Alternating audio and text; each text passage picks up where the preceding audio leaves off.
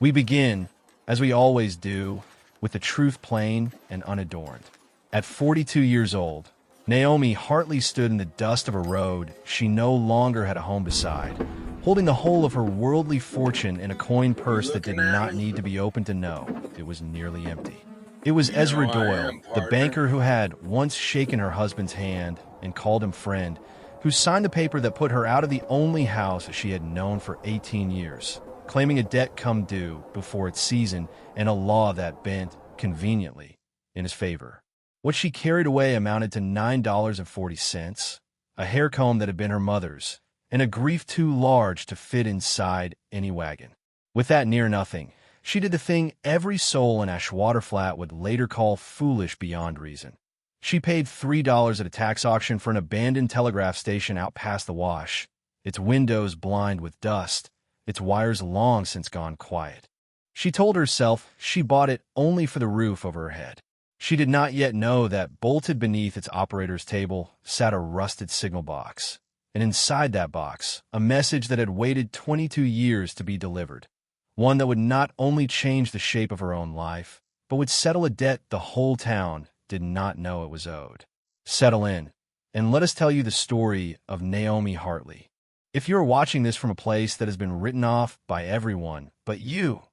tell us in the comments. We would love to know what you have built from what others left for dead. Naomi had not always been a woman without a home to call her own, and to understand what she did with a rusted, forgotten box, you must first understand what her father gave her long before Ashwater Flat existed in her life at all. She was raised in a modest clapboard house in eastern Ohio, the daughter of a telegraph operator named Silas Reed, a patient, ink-stained man who spent his days at a small station window, listening to a language most people never learned to hear. Where others heard only clicking, tapping nonsense, Naomi, from the age of 9, heard sentences. Her father would sit her on an overturned crate beside his desk during the slow afternoon hours and tap out simple words on a spare key he kept just for her: cat, home, love, wait,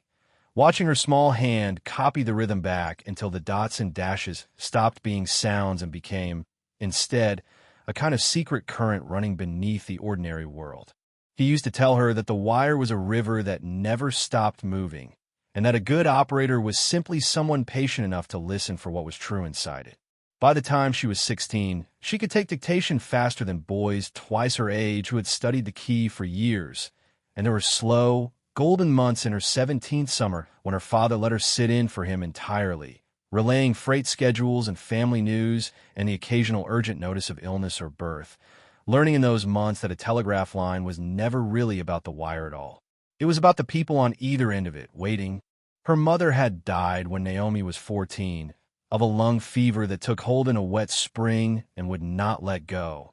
And it was in nursing her mother through that illness that Naomi learned the other skill that would matter later, though she did not know it then.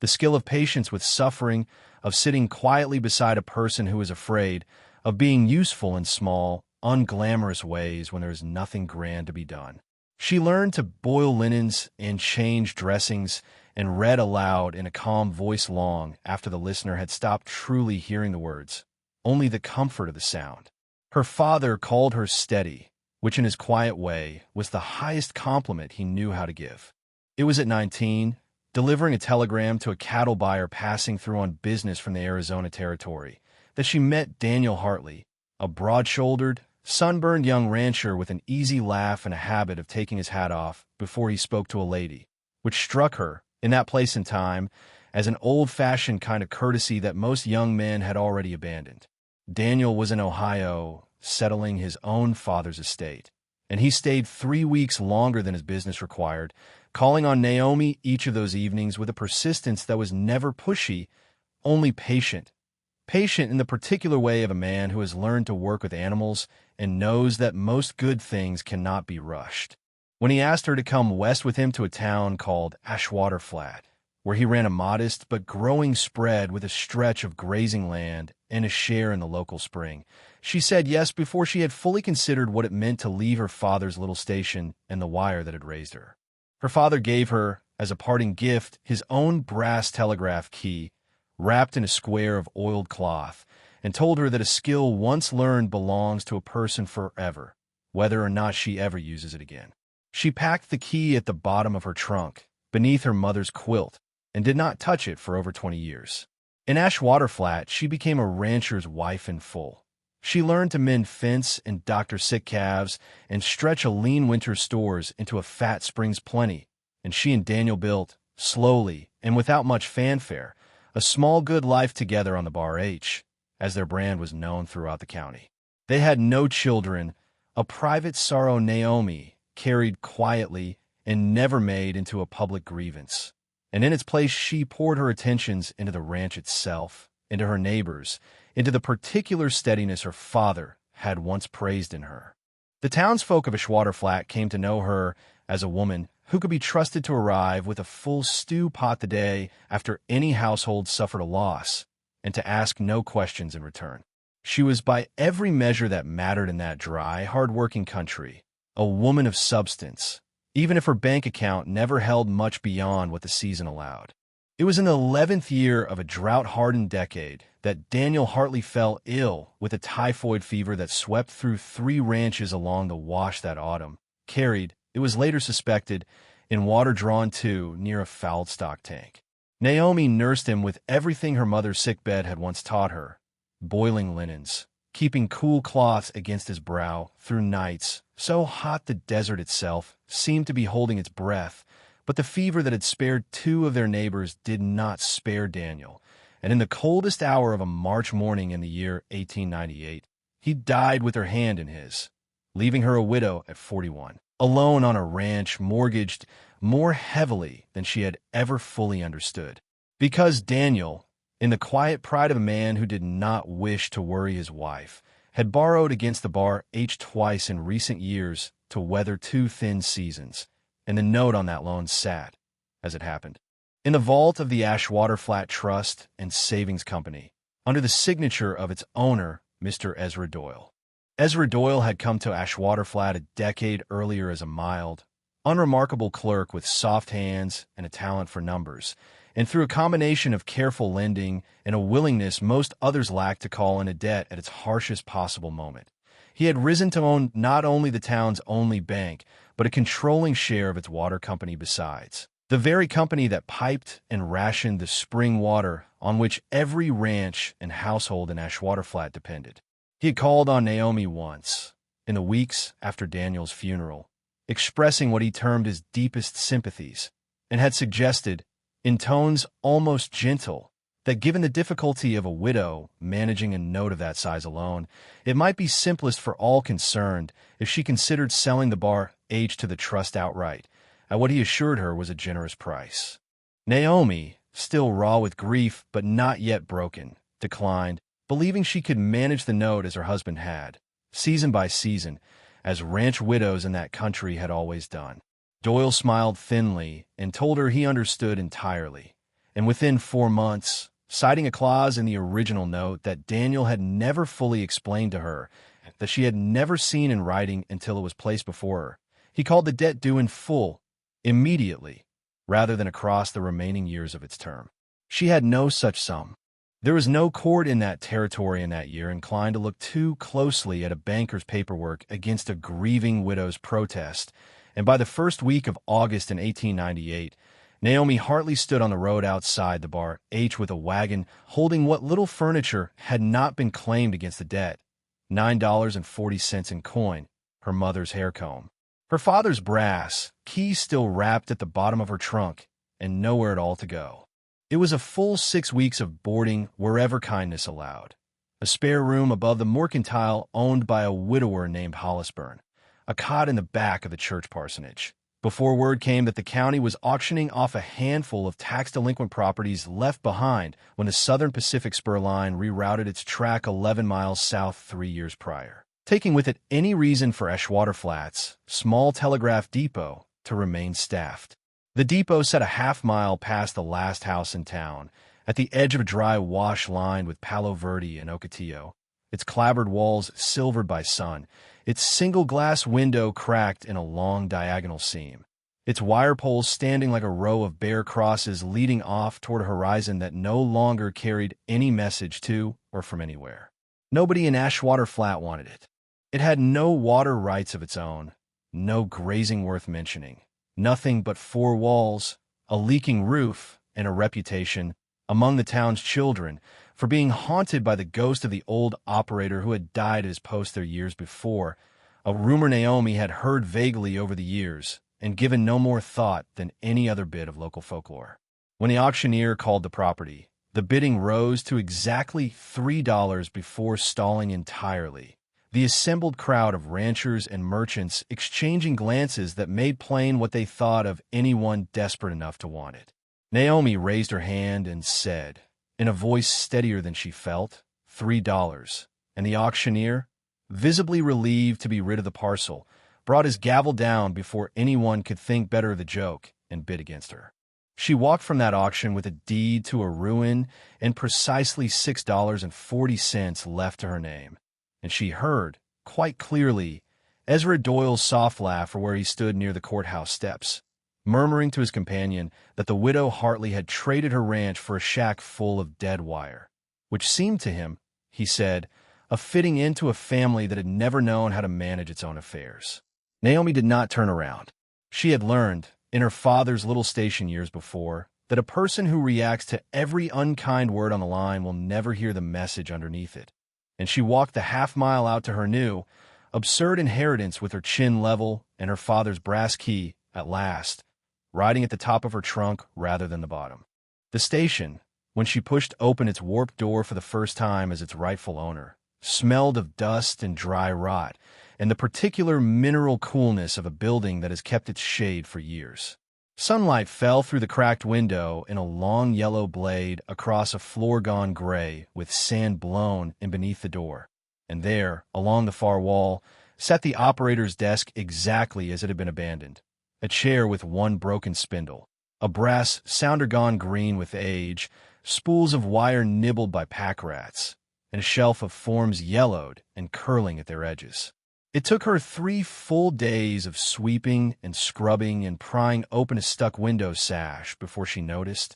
on her knees scrubbing the floorboards beneath the desk, that one section of the wall behind the operator's chair did not sit quite flush with the rest, as though a small door had been built into it and painted over so many times it had become nearly invisible. Behind that panel, bolted into the studs, sat a signal relay box no larger than a bread tin, its iron casing furred entirely orange with rust, its small hasp fused shut by 2 decades of desert damp and dry alternating in endless cycles. She worked at it for the better part of an evening with a chisel borrowed from Hollisburn, half expecting nothing more than spare relay parts or a mouse's nest for her trouble. And when the hasp finally gave way with a groan of protesting metal, she found inside, wrapped in a sheet of oilcloth gone stiff and brittle with age, a leather-bound operator's journal, a coil of paper telegraph tape covered in the small, precise punches of Morse code, and a single sealed envelope addressed, in A. Shaking hand, to the Ashwater Flat Town Council. She did not open the envelope that first night. She sat instead with the journal, angling it toward her lamp, and began to read the neat, increasingly unsteady handwriting of a man who signed himself Abel Whitcomb, station operator, and who had, it became clear within the first few pages, kept a private record of his days at that lonely post, not for any official purpose, but simply, as he wrote in his opening entry, because a man alone with a wire for company grows fond of talking to someone, even if that someone is only paper. Whitcomb had manned the Ashwater Flat station for 11 years, and his early entries were unremarkable. Weather, freight delays, a marriage announcement relayed for a family 2 counties over, small human traffic passing through his hands like water through a narrow channel. It was the entries from his final autumn, dated some 22 years before Naomi's own arrival, that made her sit forward in her chair with her heart quickening,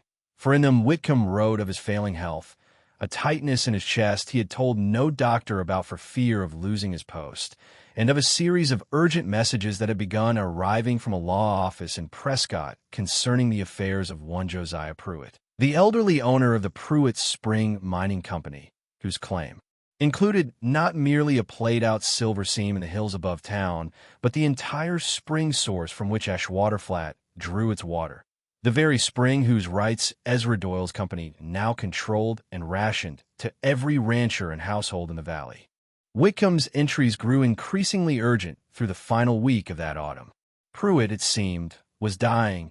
and had instructed his Prescott attorney to send, by telegraph ahead of any formal document, notice of his final will to the Ashwater-Flat Council, a will that Whitcomb described, in a hand grown shaky with what Naomi now understood to be his own encroaching heart failure, as leaving the whole of the spring claim not to Pruitt's nephew, an only living relation, a young clerk named Ezra Doyle who had been managing the old man's Prescott accounts, but to the town of Ashwater-Flat itself, in trust for the building of a proper communal cistern and irrigation canal that would free every rancher in the valley from dependence on any single man's goodwill for their water. The message, Whitcomb wrote, had come through the wire in the small hours of a bitter November night, in the midst of a dust storm so fierce it had rattled the depot's windows in their frames, and he had begun keying the transcription onto the tape with trembling hands, intending to walk it into town himself come morning, when the same tightness that had troubled him for weeks closed suddenly and completely around his chest. His final entry, written in a hand so faint Naomi had to hold the page to the lamp to read it at all, said only that he feared he would not live to see the message delivered, that he had sealed the tape and the lawyer's confirming letter inside the relay box for safekeeping against the storm, and that he prayed whoever found it would understand that Josiah Pruitt had wanted, more than anything at the end of his life, to leave something behind that could not be taken away by any one man's hand. Abel Whitcomb had died at his post that same night, alone, the wire still humming uselessly above him, and by the time a relief operator arrived 3 days later to find him, the storm had scoured the desert clean of any trace that a message of such consequence had ever come through at all. Ezra Doyle, then a young man of ambition freshly arrived from Prescott to settle his uncle's estate, had found no will on file, no notice from any telegraph office, nothing but a played-out mining claim and a spring that, in the confusion following his uncle's death and the operator's own sudden passing, he had quietly and legally claimed as sole surviving heir. Whether he had ever known of the true will, or had simply been the fortunate beneficiary of 2 deaths and 1 dust storm, Naomi could not yet say, and she resolved, sitting alone in that dusty station with the lamp burning low, that she would not rest until she knew the answer, not out of any hunger for what the discovery might bring her, but because a message so long unfinished seemed to her, in the deepest part of her father's daughter's heart, like a debt owed to every soul who had gone. Thirsty in Ashwater Flat, while believing the spring belonged, by right and by law, to one man alone. The sealed envelope, when she finally opened it with careful hands the following morning, held exactly what Whitcomb's journal had promised, a formal letter from a Prescott law firm confirming that Josiah Pruitt's final testament, executed 1 week before his death, bequeathed the entirety of his water claim to the town of Ashwater Flat in perpetual trust, expressly excluding his nephew from any share of it, on grounds the letter described only as matters Mr. Pruitt wished discussed with the council directly rather than committed further to paper. It was, Naomi understood at once, no mere rumor or hearsay, but a document with legal teeth, if only it could be proven authentic and properly delivered at last, 22 years late, to the council it had always been intended for. She brought the journal and the letter first, not to the council, but to Hollis Byrne, the widowed mercantile owner who had given her a room above his store in her hardest weeks, and who she trusted, above nearly anyone left in town, to hear her out without laughing. Byrne read every page twice, his face growing graver with each turn, and admitted that he remembered, dimly,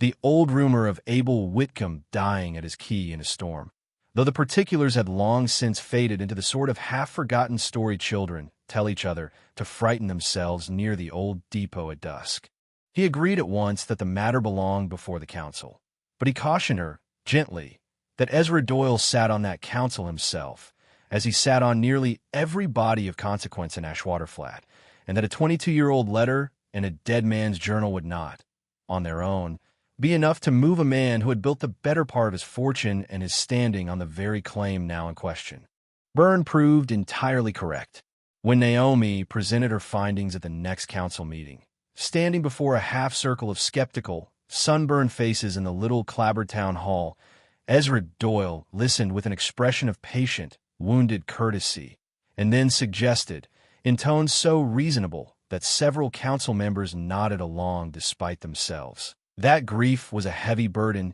and that a widow recently and understandably desperate might be forgiven for seizing upon an old ghost story in a stranger's forged signature in hopes of manufacturing a claim against a man she had, by her own admission, resented since the loss of her ranch. He did not raise his voice. He did not need to. By the time the meeting adjourned, Naomi Hartley had been quietly and thoroughly reframed in the minds of half the town, from a resourceful widow into a grieving, perhaps unbalanced woman chasing phantoms in an abandoned depot, and in the days that followed, she found her small credit at the mercantile mysteriously tightened. Her request to draw water from the town cistern for her own modest garden plot met with new and unexplained delays from the water company's clerk and a formal notice delivered to her door reminding her that back taxes on the depot parcel, an old debt she had believed settled at auction, would come due again within the month,